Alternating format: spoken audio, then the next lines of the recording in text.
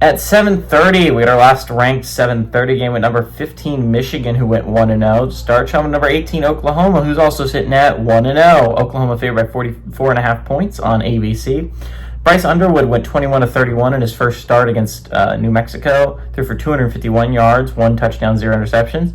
Justin Haynes had a very good day on the ground with 16 carries for 159 yards and 3 touchdowns. And Marlon Klein had 6 catches for 93 yards and a touchdown. John Mateer went 30-37, threw for 392 yards, 3 touchdowns, 1 interception against their FCS opponent. Torrey Blaylock had 8 carries for 44 yards and a touchdown, and Keontez Lewis had 9 catches for 119 yards and 2 touchdowns. Oklahoma is 1-0 against Michigan all time. They played in 1975, and Oklahoma won 14-6 in the Orange Bowl.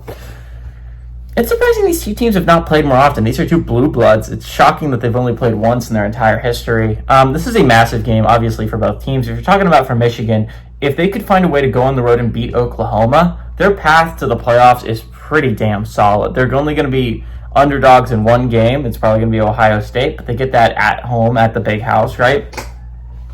Talking about the rest of the schedule, they do not play another ranked team. They were able to avoid not only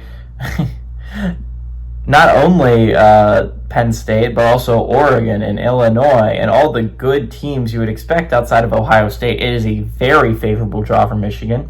Now, again, the medium teams in the Big Ten can get you. They absolutely can. The Minnesotas of the world, the USCs of the world, the Nebraskas of the world. These are not easy teams to beat. The Washingtons of the world. It's not an easy schedule, not a very easy schedule, but I find it hard to believe Michigan will lose one of those games, let alone 2. And as long as they don't lose badly to Ohio State, a 10-2 record in the Big Ten should be enough to get you to the college football playoffs. I add should because, again, I think we'll see more 10-2 teams in the playoffs last year, but we saw 3 teams left out last year, right? Only 2 teams made it as an at-large. So, again, I think 10-2 in the Big Ten and 10-2 in the SEC theoretically should be enough to get you to the college football playoff. But again, that's nowhere near a lock. You need to go 11-1 realistically to lock yourself into the college football playoff as a Power 4 football team. That being said, Oklahoma could really use this one as well. You add into the fact that Oklahoma plays a really hard schedule. They still have Texas on their schedule. I believe they still have Georgia and A&M.